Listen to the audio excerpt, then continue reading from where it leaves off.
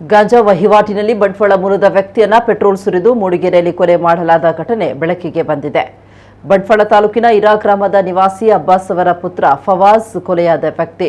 ಫವಾಜ್ ಎಂಬಾತನನ್ನ ಆರೋಪಿಗಳು ಪೆಟ್ರೋಲ್ ಸುರಿದು ಕೊಲೆ ಮಾಡಿ ಬಳಿಕ ಚಿಕ್ಕಮಗಳೂರು ಮೂಡಿಗೆರೆಯ ಬಣಕಲ್ ಎಂಬಲ್ಲಿ ಗುಡ್ಡದಲ್ಲಿ ಬಿಸಾಡಿ ಹೋಗಿದ್ದಾರೆ ಅಂತ ಹೇಳಲಾಗ್ತಾ ಇದೆ.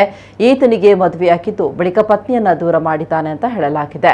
ಈತ ಗಾಂಜಾ ಮಾರಾಟ ದಂಧೆಯಲ್ಲಿ ತೊಡಗಿದ್ದಲ್ಲದೆ ಗಾಂಜಾ ವ್ಯಸನಿಯಾಗಿದ್ದ. ಸುಸಂಸ್ಕೃತ ಕುಟುಂಬದ ಯುವಕನಾಗಿದ್ದ ಈತನ ಕೆಟ್ಟ ಬುದ್ಧಿಯಿಂದ ಬೇಸತ್ತ ಮನೆಯವರು ಇವರನ್ನ ಮನೆಯಿಂದ ಹೊರ ಹಾಕಿದ್ರು ಎನ್ನಲಾಗಿದೆ. ಗಾಂಜಾ ವಹಿವಾಟು ಜೋರಾಗಿ ನಡೆಸ್ತಾ ಇದ್ದ ಈತನಿಗೆ ಗಾಂಜಾ ಪೆಡ್ಲರ್ಗಳ ಜೊತೆ ಅತಿಯಾದ ಸಂಪರ್ಕ ಇತ್ತು ಎನ್ನಲಾಗಿದೆ.